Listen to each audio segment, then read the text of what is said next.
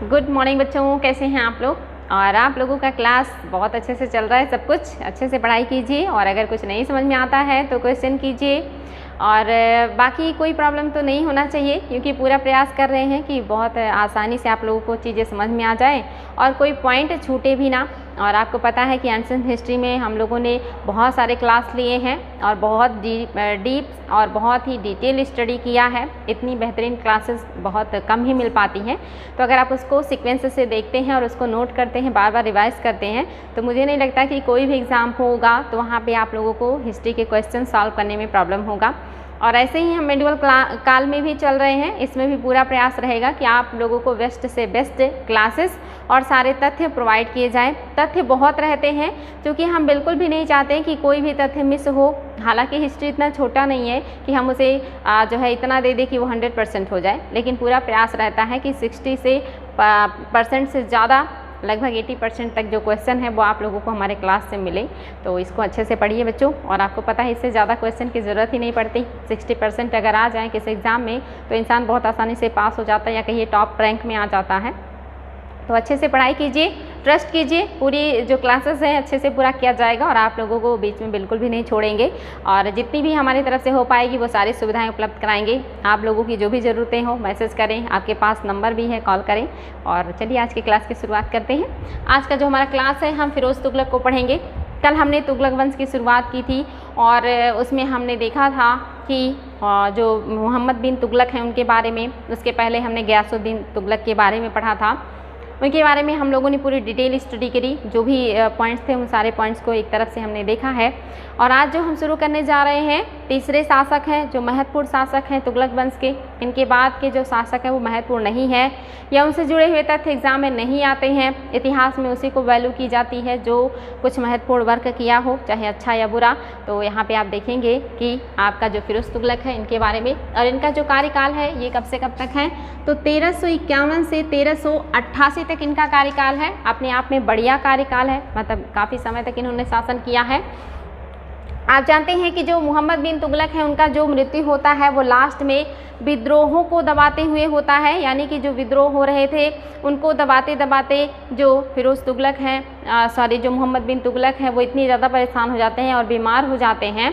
और उसी बीमारी से ग्रस्त होने के बाद वो जो है इनकी मृत्यु हो जाती है ठट्टा में। और इनकी मृत्यु पर लेनपुल ने कटाक्ष भी किया था। आज शासक को अपनी जनता से और जनता को अपने शासक से मुक्ति मिल गई। जो लेनपुल हैं ये बहुत ही खतरनाक कमेंट किया करते हैं। इन्होंने जो है आप आगे जब पढ़ेंगे तो देखेंगे कि जो हुमायूं हैं उनके ऊपर भी कटाक्ष किया है, क्योंकि उनकी जो मृत्यु होती है वो सीढ़ियों से गिरने से हुई थी। और उनके ऊपर भी ये कहते हैं कि हुमायूं जीवन भर लड़खड़ाते रहे और एट लास्ट लड़खड़ा कर ही इनकी मृत्यु हो गई। तो इनके जो स्टेटमेंट होते हैं काफ़ी खतरनाक होते हैं। इन्होंने मोहम्मद बिन तुगलक के बारे में ऐसा स्टेटमेंट बोला है और एग्ज़ाम में आता भी है कि किस राइटर ने या व्यक्ति ने बात कही है कि प्रजा को अपने राजा से और राजा को अपनी प्रजा से आज मुक्ति मिल गई। तो ये लेनपुल का स्टेटमेंट है, वेरी वेरी इंपॉर्टेंट है बच्चों। तो ठट्टा में जब उनकी मृत्यु हो जाती है तो जो फिरोज़ शाह तुगलक हैं वो शासक बनने से थोड़ा हिचकिचाते हैं और उसी बात का फ़ायदा उठा करके उनके जो वजीर थे मोहम्मद बिन तुगलक के ख्वाजा जहाँ, उन्होंने एक बच्चे को मोहम्मद बिन तुगलक का बच्चा बना करके या बेटा बना करके उसको राजगद्दी पर बैठा देते हैं। लेकिन ये एक षड्यंत्र था और वहाँ के जो सरदार थे वो इस षड्यंत्र को समझ जाते हैं और इस बात का विरोध करते हैं और फिरोज़ तुगलक से आग्रह करते हैं कि आप शासक बने या आप गद्दी पर बैठे। और जब उनके षड्यंत्र का पर्दाफाश होता है तो जो ख्वाजा जहाँ है वो दिल्ली छोड़ करके भाग जाते हैं। और जो फिरोज़ तुगलक हैं ये जो सरदार है उनके अनुरोध पर शासक बन जाते हैं। और जब ये शासक बने तो इनके सामने कहते हैं कि कांटों का ताज था, यानी कि कोई भी क्षेत्र ऐसा नहीं था जहाँ पे इनको परेशानियाँ ना हो।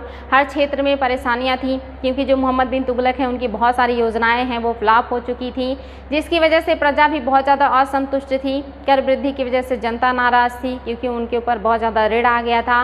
दूसरी तरफ जो मोहम्मद बिन तुगलक हैं उलेमाओं को उतनी वैल्यू नहीं करते थे, उनकी बात को उतना ध्यान नहीं देते थे, तो जो उलेमा वर्ग है वो भी नाराज़ था। तीसरी तरफ आपने देखा तो जो सैनिक हैं उनका गठन करके अग्रिम वेतन दिया गया, बाद में उनको भंग कर दिया गया, तो सैनिक भी नाराज थे।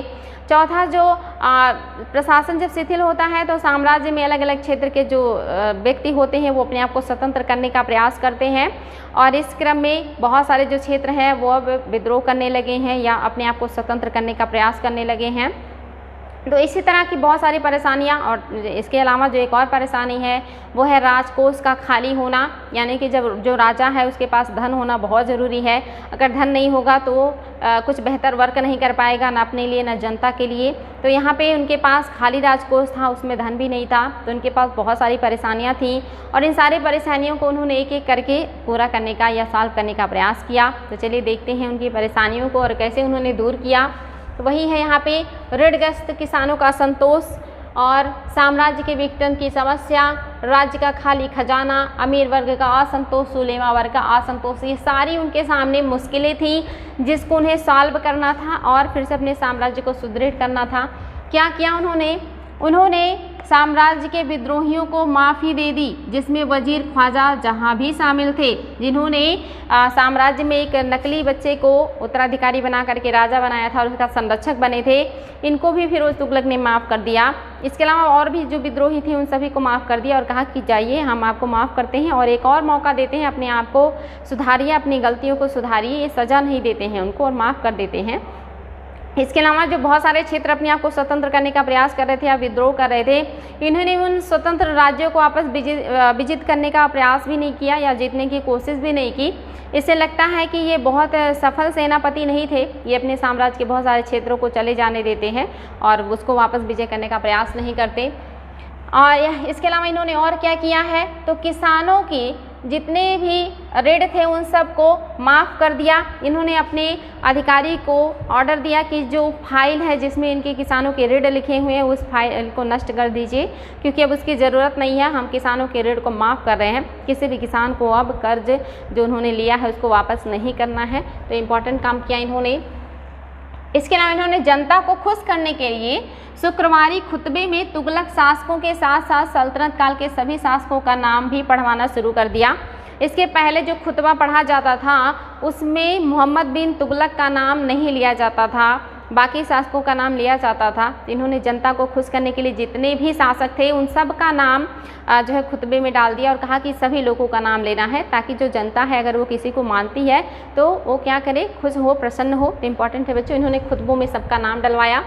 इसके अलावा इन्होंने क्या किया, इन्होंने खलीफा का नायब बताया, अपने आप को कहा कि मैं खलीफा का नायब हूँ, यानी कि जो खलीफा है मैं उनका संरक्षक हूँ, मैं उनके अंदर में या कहिए कि मैं उनका देखभाल करूँगा। जैसे नायब ममलिकात का पद बना था जो राजा का संरक्षक था, वैसे कहते हैं मैं नायब ये खलीफा हूँ, यानी कि खलीफाओं का संरक्षक हूँ और मैं खलीफाओं को हर तरह की सुरक्षा, हर तरह की उनकी ज़रूरतों को पूरा करूँगा।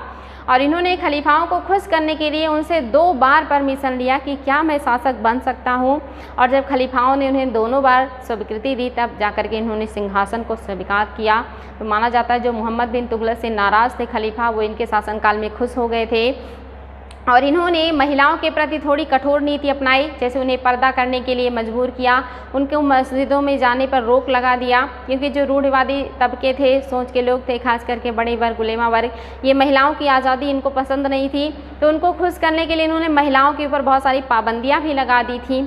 और जानते हैं यही एक व्यक्ति हैं जिन्होंने ब्राह्मणों के ऊपर जजिया भी लगा दिया था, क्योंकि कुरान में जो बच्चे हैं, महिलाएं हैं, अपंग हैं, बूढ़े हैं या असमर्थ लोग हैं, उनसे जजिया लेना मना है, बाकी लोगों से जजिया लेने की बात की गई है। तो इसलिए उन्होंने ब्राह्मणों पर भी जजिया लगा दिया था। हालांकि ब्राह्मणों ने बहुत ज़्यादा विद्रोह किया और इसीलिए ये क्वेश्चन बहुत ज़्यादा एग्जाम में आता है, इम्पोर्टेंट है। आगे क्या है बच्चों, और भी बहुत सारे पॉइंट्स हैं इम्पॉर्टेंट। मोहम्मद तुगलक ने अंतिम काल में ही, जो मोहम्मद तुगलक का काल था तो उनके अंतिम काल में ही बहुत से क्षेत्र स्वतंत्र हो गए थे और इन्होंने, यानी कि फिरोज तुगलक ने उनको दोबारा जीतने की कोशिश नहीं की। इन्होंने अपने जीवन काल में 4 अभियान किए थे। पहला अभियान इन्होंने बंगाल के खिलाफ किया और ये 1353 में था, और उस समय जो वहाँ का शासक था वो इलियास था बच्चों, वेरी वेरी इंपॉर्टेंट है।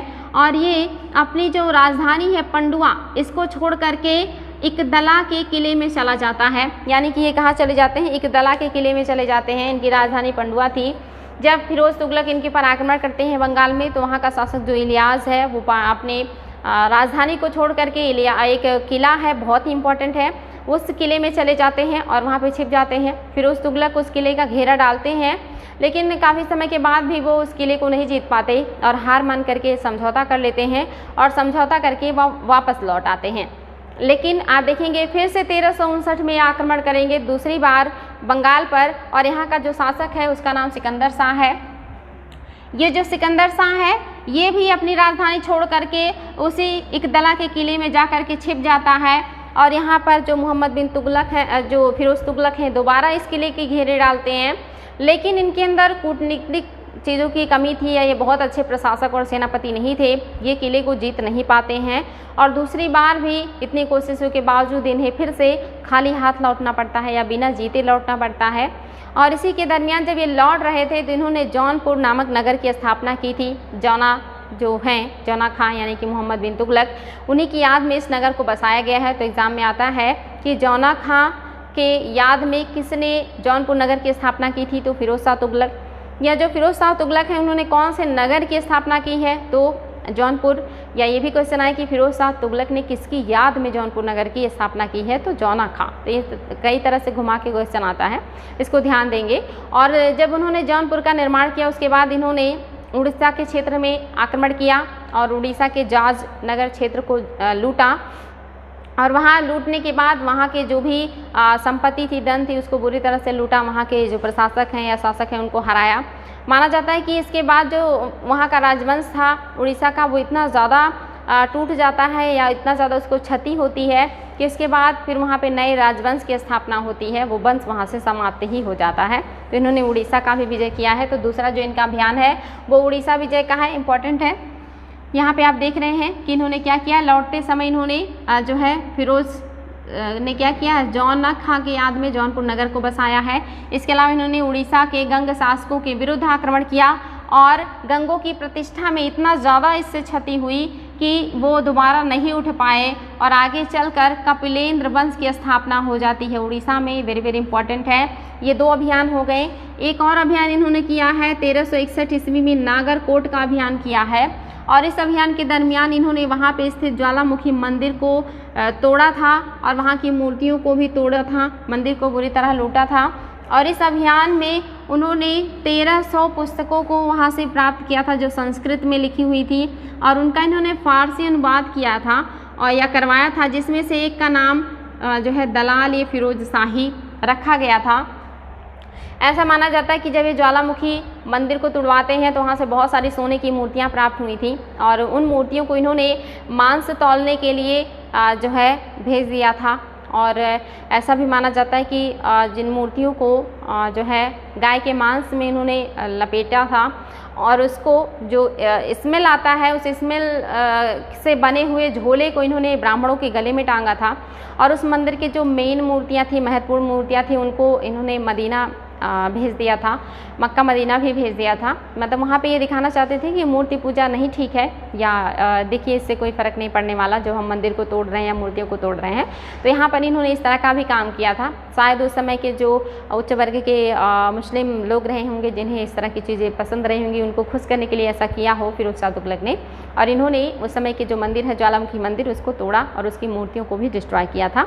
और उसी समय कुछ ग्रंथ भी लाए थे और उसका अनुवाद करवाया था फारसी में, जिनमें से एक का नाम दलाल ए फिरोज शाही था। इंपॉर्टेंट है बच्चों। आगे इन्होंने एक और अभियान किया है, और ये चौथा अभियान है 1361 से 62 ईस्वी में हुआ है, और ये सिंध का अभियान है। और सिंध में उस समय जमय व बिनिया के विरुद्ध, ये राजा हैं वहाँ के, जमय व वानिया, इनके विरुद्ध अभियान हुआ था। लेकिन इस क्षेत्र में जब ये आक्रमण करते हैं तो ठट्टा के क्षेत्र में इनके जो सैनिक हैं वो खो जाते हैं और ये अभियान पूरा नहीं कर पाते हैं, और फिर अपने वजीर को संदेश भेजते हैं, और दिल्ली से उनका जो वजीर है वो कुछ सैनिकों को भेजता है, और फिर जा कर के बड़ी मुश्किल से वहाँ के शासक को अपने अधीन कर पाते हैं, या उससे कुछ नाम मात्र की अधीनता स्वीकार करवा पाते हैं। तो इम्पॉर्टेंट है बच्चों, इन्होंने बहुत प्रयास करने के बाद जा कर के सिंध के शासक को थोड़ा सा मजबूर किया कि वो इनकी प्रभुसत्ता को स्वीकार करने के लिए मजबूर हो जाए। तो इनके अभियान बहुत ज़्यादा सफल नहीं रहे। आप देख रहे हैं कि इन्होंने कुल 4 अभियान किए, बंगाल के खिलाफ 2 अभियान, एक अभियान इन्होंने उड़ीसा के खिलाफ किया है, एक अभियान इन्होंने नागरकोट के खिलाफ किया है और चौथा जो है वो सिंध के खिलाफ किया है। ये 4 अभियान हैं इनके पूरे जीवन काल के, जो कि आप देख रहे हैं महत्वपूर्ण अभियान है। इसके अलावा आप देखेंगे उस समय जो उनका वजीर था खान ये जहाँ मकबूल, इसने जब सेना भेजी तब जा कर के ये सिंध के शासक को मजबूर कर पाए और नाम मात्र की प्रभुत्व स्थापित कर पाए उसके यहाँ, तो इम्पॉर्टेंट है। इसके अलावा इन्होंने और क्या किया है, खाली खजाने के लिए क्या क्या काम किया, तो खाली खजाने के लिए फिरोज शाह तुगलक ने जो है अपनी स्थिति को सुदृढ़ बनाने का काम किया और इन्होंने जागीरदारी व्यवस्था की शुरुआत कर दी। यानी कि जो काम करने वाले लोग हैं इनके यहाँ प्रशासनिक जो अधिकारी हैं जो लोग हैं उन सबको इन्होंने जागीरें दे दी और कहा कि आप वंशानुगत तरीके से काम करेंगे, यानी कि आपकी पीढ़ी दर पीढ़ी लोग इस जागीर का उपयोग करेंगे और प्रशासन में राजा का सहयोग करेंगे। तो एग्ज़ाम में आता है कि किस शासक ने जागीरदारी व्यवस्था शुरू किया था, तो फिरोज शाह तुगलक ने, और इन्होंने ही सैनिकों का जो पद है ये वंशानुगत बना दिया था, या जो भी अधिकारी थे उन सब का जो पद है वो वंशानुगत बना दिया था। जबकि इसके पहले आपने देखा था जो अलाउद्दीन खिलजी हैं उन्होंने सारी जागीरों को हड़प करके उसको खालसा भूमि में तब्दील कर दिया था और सबको वो नगद वेतन दिया करते थे। लेकिन फिरोज तुगलक यहाँ पे सबको प्रसन्न करने के लिए लूज पड़ जाते हैं और फिर से जागीरदारी व्यवस्था शुरू करते हैं, लोगों को जागीरें देने लगते हैं। ये पहले शासक हैं जिन्होंने जजिया को खराज से अलग किया था, इम्पोर्टेंट है। इसके पहले जो जजिया और खराज है एक साथ लिया जाता था। जजिया मैंने बताया था कि गैर मुस्लिमों से लिया जाने वाला टैक्स था जो कि भारी अमाउंट होता था, और जो खराज है ये जितनी भी किसान हैं जो उत्पादन करते हैं उनसे लिया जाता था। और टैक्स इनके शासनकाल में 1/3 से 1/5 था, जबकि आपने देखा था अलाउद्दीन खिलजी और मोहम्मद तुगलक के शासनकाल में उपज का 50% जो शासक हैं वो लिया करते थे। लेकिन इनके शासनकाल में इन्होंने फिर से टैक्स को कम कर दिया है, बहुत सारे टैक्स को ख़त्म कर दिया है, किसानों के ऋणों को माफ़ कर दिया है, जितने भी प्रशासनिक अधिकारी हैं और जो सैनिक हैं उन्हें वंशानुगत बना दिया है। तो इतनी सारी चीज़ें हैं बच्चों जो वेरी वेरी इंपॉर्टेंट है, इन्हीं से संबंधित हैं।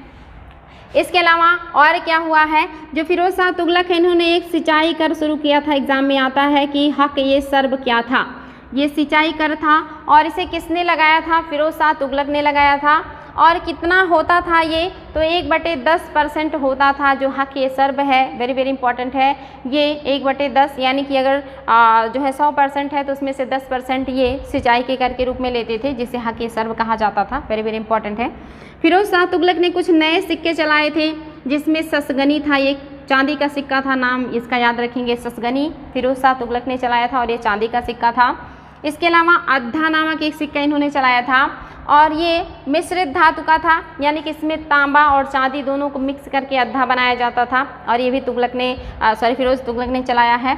इसके अलावा इन्होंने एक और सिक्का चलाया है जिसका नाम बिक है और ये भी मिश्रित सिक्का है। तो इम्पॉर्टेंट है बच्चों, ध्यान देंगे।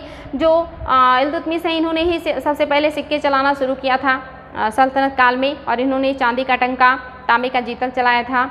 बलबन ने टंका जो चलाया था वो सोने का था। आपने देखा था अलाउद्दीन खिलजी ने भी सिक्कों के क्षेत्र में काफ़ी सुधार किया।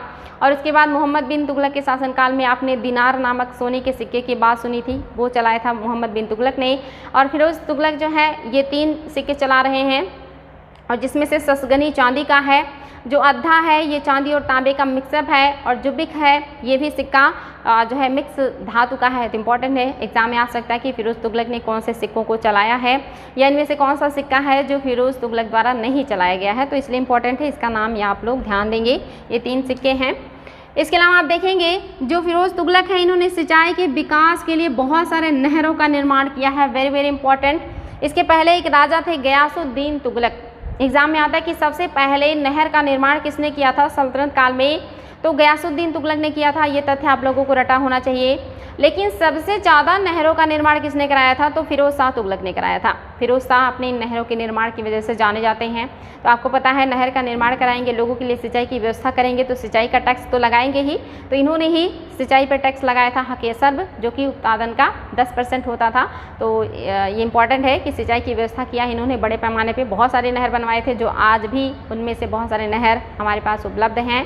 और इसके अलावा इन्होंने 1200 फलों के उद्यान भी लगवाए थे, यानी कि बाग बगीचे लगवाए थे। और माना जाता है कि उससे भी बहुत ज़्यादा आय होने लगा था जो सरकार है उनको। तो इम्पॉर्टेंट है ये जो बाग बगीचे हैं सबसे ज़्यादा लगवाने का काम किसने किया है? फिरोज शाह तुगलक ने किया। इंपॉर्टेंट एग्जाम में आता है कि किस शासक ने बड़े पैमाने पर बाग बगीचे लगवाए थे या पेड़ पौधे लगवाए थे? तो फिरोज शाह तुगलक ने। किस शासक ने सबसे ज़्यादा नहरों का निर्माण किया था? तो फिरोज शाह तुगलक ने। किस शासक ने सिंचाई कर लगाया था हाकेसर? तो फिरोज शाह तुगलक ने। ये सारे पॉइंट्स आप लोगों को बच्चों वेरी वेरी इंपॉर्टेंट है, याद होने चाहिए। इसके अलावा इन्होंने वो नहरें जो बनवाई हैं उनमें कुछ महत्वपूर्ण नहरों के नाम मैंने यहाँ पे लिखे हैं। जैसे जो पहला है ये यमुना नदी पर है जो हिसार तक जाता है और ये 150 मील है और ये क्या कहलाता है? अलूगखनी नहर कहलाता है। दूसरा जो है ये सतलुज से घग्गर तक जाता है और ये 96 मील लंबी है और ये रजवाह नहर कहलाती है। तीसरा जो है ये सिरमौर से हांसी तक की नहर है और जो चौथा नहर ये घग्गर से फिरोजाबाद तक की नहर है और जो पांचवा नहर है यमुना से फिरोजाबाद तक का नहर है। ये महत्वपूर्ण 5 नहरों के नाम मैंने यहाँ पे नोट किया है, इसको आप लोग बार बार रिवाइज करेंगे, इंपॉर्टेंट है, ध्यान देंगे। फिरोज शाह अपनी आर्थिक व प्रशासनिक सुधारों के कारण सल्तनत काल का अकबर कहलाता है। इन्होंने इतना ज़्यादा जो प्रशासन में और आर्थिक क्षेत्र में सुधार किया, अपनी स्थिति को सुदृढ़ करने के लिए जो काम किया है, इसीलिए इनको सल्तनत काल का अकबर भी कहा जाता है। तो इम्पॉर्टेंट है बच्चों, एग्जाम में आ सकता है। फिरोज शाह ने हिसार, इसके अलावा फिरोज़ाबाद, इसके अलावा फतेहाबाद, इसके अलावा फिरोज शाह कोटला और इसके अलावा जौनपुर नामक नगरों का निर्माण किया था। तो एग्ज़ाम में आता है कि फिरोज शाह ने इनमें से कौन से नगर हैं जिनका निर्माण किया था या इनमें से ऐसा कौन सा है जो फिरोज ने निर्माण नहीं किया है? तो आपको यही सारे ऑप्शन मिलेंगे, उन्हीं के नाम पर है। सिर्फ एक जो जौनपुर है ये जौना खां के नाम पर है। तो फिरोजाबाद हो, फतेहाबाद हो, फिरोज शाह कोटला हो या जौनपुर हो, ये सारे जो नगर हैं उनका निर्माण करने वाला एकमात्र व्यक्ति फिरोज शाह तुगलक हैं। इंपॉर्टेंट है बच्चों। आगे है, इन्होंने नहरों, साथ ही अस्पतालों और मस्जिदों तथा गुंबदों का बड़े पैमाने पर निर्माण करवाया था। वेरी वेरी इंपॉर्टेंट है, इन्होंने ऐसे बहुत सारी चीज़ों का निर्माण कराया है। और इन्होंने क्या किया है? कुतुब मीनार की 5वीं मंजिल का पुनर्निर्माण करवाया है। आपको पता है जो कुतुब मीनार है इसके जो निर्माण का कार्य है ये कुतुबुद्दीन ऐबक ने शुरू किया था, लेकिन अकस्मात मृत्यु होने की वजह से उसे कंप्लीट नहीं करवा पाए थे और उसे पूरा करने का काम जो है वो इल्तुतमिश ने किया था। लेकिन आगे चल करके फिरोज शाह तुगलक का शासनकाल आते आते इसका जो 5वां मंजिल है उस पर आकाशीय बिजली गिरने की वजह से टूट जाता है, डिस्ट्रॉय हो जाता है और इसका 4था और 5वां मंजिल जो है वो नष्ट हो जाता है। और जो फिरोज शाह तुगलक हैं इन्होंने अपने शासनकाल में कुतुब मीनार का वो 4था और 5वां मंजिल फिर से बनवाया, यानी कि इसको रिपेयर करवाया था। इसीलिए ये भी इंपॉर्टेंट है, एग्जाम में क्वेश्चन आता है कि कुतुब मीनार की 5वीं मंजिल को किसने पूरा करवाया था जो क्षतिग्रस्त हो गया था? तो फिरोज शाह तुगलक। तो इन्होंने बहुत सारा निर्माण कार्य किया है जिसमें से भी एक महत्वपूर्ण है। इसके अलावा और भी कुछ है जो इनके बारे में हमें देखना है। इसके अलावा ये बहुत इंपॉर्टेंट है बच्चों, ध्यान देंगे कि मेरठ और टोपरा से जो कि अंबाला आप जानते हैं हरियाणा का क्षेत्र है, यहाँ पर था मेरठ और टोपरा का स्तंभ, इसको इन्होंने मंगवाया था। और ये स्तंभ किसका है? तो अशोककालीन है। लेकिन इन्होंने क्या किया? उन स्तंभों को मंगवा करके अपने दिल्ली में जो उन्होंने राजधानी बनाई थी फिरोजाबाद, वहाँ पर इन स्तंभों को स्थापित किया था। तो एग्ज़ाम में आता है कि दिल्ली टोपरा जो स्तंभ लेख है या जो दिल्ली और मेरठ स्तंभ अभिलेख है ये किस शासक ने दिल्ली मंगवाया था? तो फिरोज शाह तुगलक ने मंगवाया था। एग्जाम का ये फेवरेट क्वेश्चन है, बार बार आता है, तो इसलिए इसको ध्यान देंगे आप लोग। इसके अलावा इन्होंने और क्या किया है? इन्होंने दासों के लिए नए विभाग की स्थापना की, दासों के लिए नए विभाग की स्थापना की और उस विभाग का नाम क्या था? दीवान-ए-बंदगाह। ये नाम आप लोगों को याद होना चाहिए बच्चों। दीवान-ए-बंदगाह क्या था? एग्जाम में आता है कि दीवान-ए-बंदगाह क्या था? तो ये दासों के लिए बना हुआ विभाग था। ये भी क्वेश्चन आया कि दीवान-ए-बंदगाह किसने बनवाया था? तो फिरोज शाह तुगलक ने बनवाया था। और ये इनके पास लगभग 1,80,000 दास थे। एग्जाम में ये भी आता कि सबसे ज़्यादा दास किसके शासनकाल में थे? तो फिरोज शाह तुगलक के शासनकाल में थे। और कभी कभी उनकी संख्या भी पूछ लिया जाता है, यानी कि इनके पास 1,80,000 दास थे, जिसमें से 15,000 दास जो थे वो उनके प्रशासनिक कार्यों को देखा करते थे, यानी कि उनका महत्वपूर्ण योगदान था उनके कामों में भी। और ये एग्ज़ाम में आया है नेट के एग्ज़ाम में कि कितने % दास जो है या कितने दास उनका प्रशासनिक कार्य देखते थे। तो इसमें आप देखेंगे 15,000 या 15%।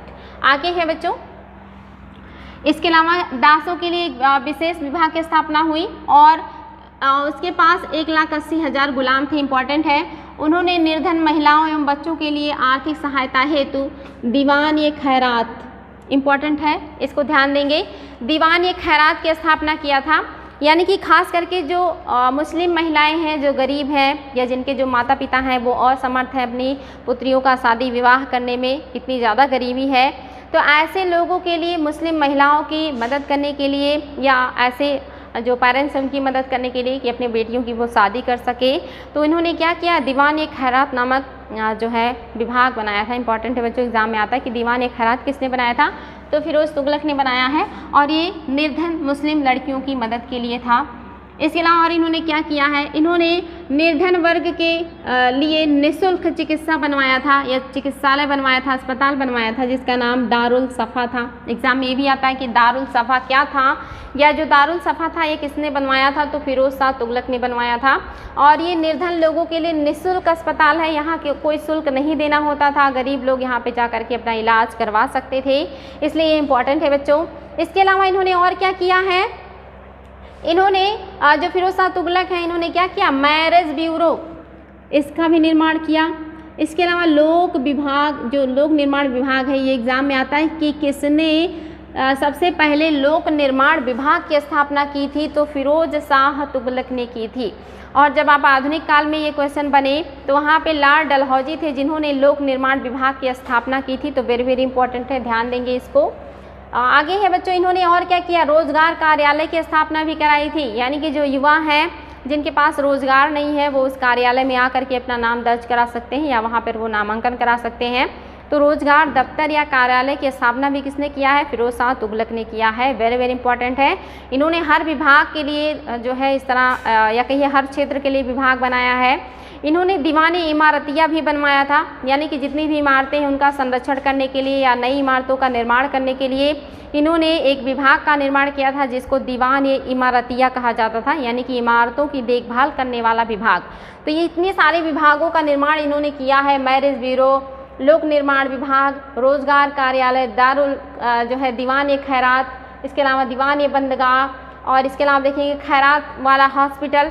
सबसे ज़्यादा जो लोगों के लिए इन्होंने काम किया है, इसीलिए इतना ज़्यादा प्रसिद्ध हैं क्योंकि इन्होंने आम जनता के लिए बहुत ज़्यादा वर्क किया है, इसलिए बहुत ज़्यादा इंपॉर्टेंट है। इनके बारे में जितनी भी बातें मैंने बताई हैं उसको ध्यान देंगे। इसके अलावा इन्होंने क्या किया, इन्होंने अपनी आत्मकथा भी लिखी है और किस भाषा में लिखी है, फारसी भाषा में। एग्जाम में आता है कि इनकी आत्मकथा किस भाषा में है, फारसी भाषा में है। और इनकी आत्मकथा का नाम क्या है, ये भी एग्जाम में आया है बच्चों, फुतुहात-ए-फिरोज शाही। फुतुहात ये फिरोज शाही बहुत ही इंपॉर्टेंट है, फुतुहात ये फिरोज शाही, ये किसका आत्मकथा है, तो फिरोज शाह तुगलक का है। किस भाषा में है, फारसी भाषा में है। किसने लिखा है, तो आत्मकथा है तो खुद शासक ने ही लिखा होगा।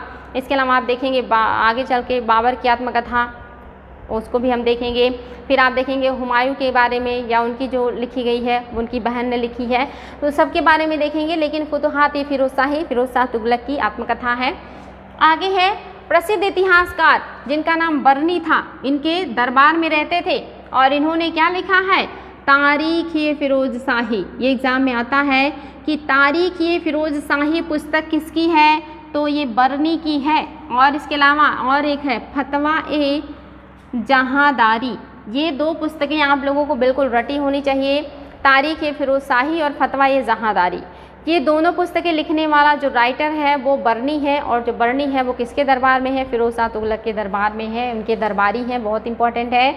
इसके अलावा इन्होंने और क्या किया है, इन्होंने सैन्य व्यवस्था या राजकीय पदों को वंशानुगत कर दिया, यानी कि वंश परंपरा पर आधारित कर दिया, और यहाँ से प्रशासन में भ्रष्टाचार बढ़ना शुरू हो जाता है।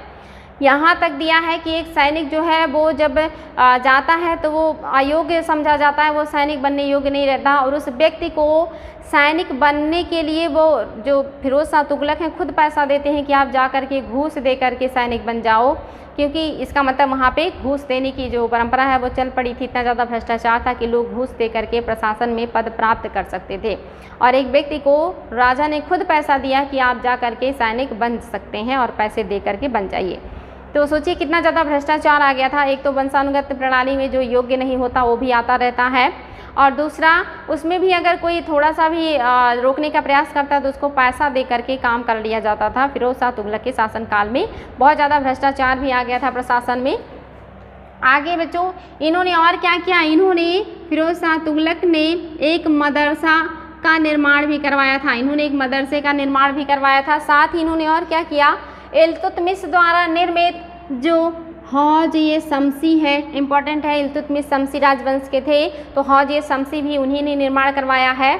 और अलाउद्दीन द्वारा निर्मित हौज ए खास, ये भी इम्पॉर्टेंट है, एग्जाम में आता है कि हौज ए खास किसने बनवाया था, तो ये अलाउद्दीन खिलजी ने बनवाया था।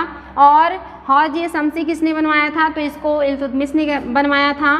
और इन दोनों की मरम्मत किसने करवाई थी, तो इन दोनों की जो मरम्मत है वो फिरोज शाह तुगलक ने करवाई थी, इसलिए बहुत इंपॉर्टेंट है बच्चों, इसको ध्यान देना है आप लोगों को। इसके अलावा और इन्होंने क्या किया है, तो 1388 में इनकी मृत्यु हो गई, यानी कि फिरोज शाह तुगलक जो है इनकी मौत हो जाती है, ये जो है डेथ कर जाते हैं 1388 में। और इनकी मृत्यु होने के बाद इनका जो उत्तराधिकारी है ये तुगलक शाह, ये सेकंड शासक बनते हैं। और इनका जो शासनकाल है 1 ही साल का है, 88 से 89 का। बहुत ही कमज़ोर शासक थे, अयोग्य शासक थे, तो 1 साल के अंदर ही इनको गद्दी से उतार दिया जाता है, इनकी हत्या कर दी जाती है। और जो उसके बाद शासक बनते हैं वो अबू बकर शाह बनते हैं। और इनका जो शासनकाल है ये आप देखेंगे 1389 से 90 है। इनका शासनकाल भी 1 साल का भी है। ये भी बहुत ही ज़्यादा मतलब जो है अयोग्य हैं, या इनके अंदर भी कोई काम करने की क्षमता नहीं है, और इनकी भी हत्या करके नए जो है शासक बनते रहते हैं। नेक्स्ट जो शासक हैं वो मोहम्मद शाह हैं। जो मोहम्मद शाह हैं ये भी ज़्यादा दिनों तक शासक नहीं बन पाते हैं और इनकी भी हत्या हो जाती है। इसके बाद हुमायूं खान नामक व्यक्ति शासक बनता है, और इनके बारे में भी कोई तथ्य नहीं है हमारे पास इम्पोर्टेंट जो हमें पढ़ना हो। इसके बाद जो आते हैं वो महमूद शाह आते हैं, और 1394 से 1414 तक, यानी कि आप देखेंगे 88 से लेकर के 94 के मध्य में लगभग 4 से 5 शासक आ गए हैं। हर साल एक नया शासक बन रहा है और वो हट रहा है गद्दी से, तो इम्पॉर्टेंट है, इसको ध्यान देंगे। और इसके अलावा आप देखेंगे कि जो महमूद शाह है इनका शासनकाल आता है, और इनका जो शासनकाल है ये 1394 से 1413 ईस्वी है। और इनके शासनकाल में ही सल्तनत की स्थिति और भी ज़्यादा बिगड़ती चली गई, यानी कि जो सल्तनत की स्थिति है वो बिगड़ती जा रही है। जगह जगह विद्रोह हो रहे हैं, जगह जगह लोग षड्यंत्र करना शुरू कर दिए हैं, राजाओं के खिलाफ अपने आप को स्वतंत्र करने का प्रयास कर रहे हैं। तो सबसे ज़्यादा खराब स्थिति इन्हीं के शासनकाल में हो गई है। और इन्हीं के शासनकाल में जो बची खुची जो आप कहेंगे स्थिति है उसको ख़राब करने या उसको नष्ट करने के लिए एक विदेशी का आक्रमण भी हो जाता है, जो कि मंगोल राजवंश के हैं, जिनका नाम तैमूर लंक है। नाम तो आप लोगों ने सुना ही होगा, काफ़ी खतरनाक पर्सनालिटी थे। ऐसा माना जाता था कि ये जिधर से भी निकलते थे उधर से गांव के गांव जला दिया करते थे। सामूहिक हत्याएं कर दी जाती थी, चाहे बूढ़ा हो, चाहे बच्चा हो या स्त्री हो, किसी को मतलब बख्शते ही नहीं थे। ये सबकी हत्याएं कर देते थे, सारे लोगों को मार दिया जाता था और बुरी तरह लूटते थे, गांव को जला देते थे। इनके बारे में शायद आप लोगों ने एक कहानी भी पढ़ी होगी, इसके जो अब आपने छोटी कक्षाओं में जब स्टडी किया होगा तो आपने पढ़ा होगा कि एक बच्चा था और वो कहता है कि मैं तैमूर लंक से नहीं डरता और मैं उनसे लड़ूंगा। और जब तैमूर लंक आते हैं तो वो एक छोटा सा चाकू लेके उनके सामने खड़ा हो जाता है और वो कहते हैं कि तुम किसका इंतज़ार कर रहे हो, तो कह रहा था कि मैं तैमूर लंक का इंतज़ार कर रहा हूँ। तो वो उनको बड़ी आश्चर्य होती है कि मेरे नाम से तो अच्छे अच्छे राजा महाराजा भाग खड़े होते हैं और ये कह रहा है कि तैमूर लंक का इंतज़ार कर रहा है। तो वो कहते हैं कि तुम क्या करोगे तैमूर लंक के साथ, तो कहता है कि मैं उनके छोटे छोटे टुकड़े कर दूंगा या उनको मार दूंगा। तो जब तैमूर लंक कहते हैं कि कैसे मारोगे, तो वो अपने छोटे से चाकू से अपनी एक उंगली काट देता है और कहता है ऐसे मारूंगा। और उस बच्चे का साहस देख करके तैमूर लंक इतने प्रसन्न होते हैं कि उसके गांव को नहीं लूटते हैं और उसके गांव को बिना जो है नष्ट किए ही वापस लौट जाते हैं। और ये कहानी छोटी कक्षाओं में बच्चों को पढ़ाया जाता है। तो आप समझ सकते हैं कि कितना क्रूर और ख़तरनाक व्यक्ति थे तैमूर लंक। और इन्होंने इस जो दिल्ली की बची हुई प्रतिष्ठा थी उसको भी नष्ट कर दिया, धूल में मिला दिया। जब इनका आक्रमण हुआ तो उस समय का जो सन है एग्ज़ाम में आता है कि 1398 में जो शासक था वो महमूद शाह थे। इंपॉर्टेंट है, पूछता है कि कौन उस समय शासक था, तो ये महमूद शाह थे उस समय शासक। जब तैमूर लंक का आक्रमण हुआ, कब हुआ था उनका आक्रमण, तो ये 1398 में हुआ था। तो ये डेट और ये नाम दोनों आप लोगों को याद होना चाहिए। और तैमूर लंक था कौन, एक मंगोल था। और आप जानते हैं जो मंगोल है ये मध्य एशिया के बर्बर या दुर्दांत जनजातियां हुआ करती थी और इनसे जो है डर करके मध्य एशिया के लोग भाग करके दूसरे देशों में चले जाते थे। यहाँ तक कि आपने देखा जब से इल्तुतमिश ने दिल्ली में अपना राज्य संभाला है तब से लेकर के ये मुग़ल काल तक इनका जो आक्रमण का खतरा है ये बना हुआ है। हर राजा को इनके आक्रमण से अपने आप को सुरक्षित करने के लिए पूरा दम लगा देना पड़ रहा है और कितने लोगों की इसमें जानें भी चली गई थी। लेकिन जैसे ही सल्तनत की स्थिति कमज़ोर हुई तो जो तैमूर लंग हैं ये दिल्ली में पहुँच गए और दिल्ली पर इन्होंने लगभग 15 दिन बिताए। इन्होंने दिल्ली को 15 दिनों तक लूटा, दिल्ली में 15 दिनों तक कत्लेआम मचाया और माना जाता है कि बहुत बड़ी संख्या में लोगों का जो है हत्याएं की गई, उन्हें बुरी तरह लूटा गया और दिल्ली का जो स्थिति है वो देखने लायक नहीं रहा, बद से बदतर हो गया। और 15 दिनों के बाद जब ये वापस लौटे तो अपने जितने भी क्षेत्र इन्होंने जीते थे, मुल्तान का क्षेत्र, दीपालपुर का क्षेत्र, इन सारे क्षेत्रों को इन्होंने अपने एक राज्यपाल खिज्र खां को दे दिया, क्योंकि खिज्र खां ने तैमूर लंग का भारत पे आक्रमण करने में मदद किया था। इसीलिए अपने विजित क्षेत्रों को वापस लौटते हुए तैमूर लंग ने जो है खिज्र खां को सौंप दिया और यही जो खिज्र खां हैं इन्हीं प्रदेशों में एक नए राजवंश की स्थापना करते हैं जिसको सैयद राजवंश कहा जाता है। तो इसके बाद का जो आपका क्लास होगा वो सैयद राजवंश होगा, जो बहुत छोटे शासनकाल का होगा, बहुत कम राजा हैं उसमें और कोई बहुत ज़्यादा महत्वपूर्ण वर्क नहीं है, लेकिन हम उसे देखेंगे ज़रूर। और उसके बाद जो आएगा वो लोधी राजवंश होगा। लोधियों का जो शासनकाल है काफ़ी बड़ा है और वहाँ पे महत्वपूर्ण 3 शासक हैं, बहलोल लोधी, सिकंदर लोधी और आप देखेंगे इब्राहिम लोधी। और उसके बाद जो है हम सल्तनत काल के जितने प्रशासनिक वर्ग हैं, आर्थिक क्षेत्र हैं, स्थापत्य क्षेत्र है उसको देखेंगे, प्रांतीय स्थिति देखेंगे, विजयनगर साम्राज्य देखेंगे और फिर मुगल राजवंश का शुरुआत होगा। यहाँ पे कुछ वजीरों के नाम लिखे हुए हैं बच्चों, ये आप लोगों को ध्यान देना है क्योंकि ये एग्ज़ाम में आ सकता है कि कोट मिलाने के लिए कि ये महत्वपूर्ण जो वज़ीर हैं इनके नाम है एक तरफ और दूसरी तरफ उनसे जुड़े जो शासक हैं उनका नाम है। जो इसामी एवं जुनैदी हैं, ये 2 व्यक्ति हैं, एक है इसामी और एक जुनैदी। ये दोनों लोग किसके वज़ीर हैं? इल्तुतमिश के वज़ीर हैं।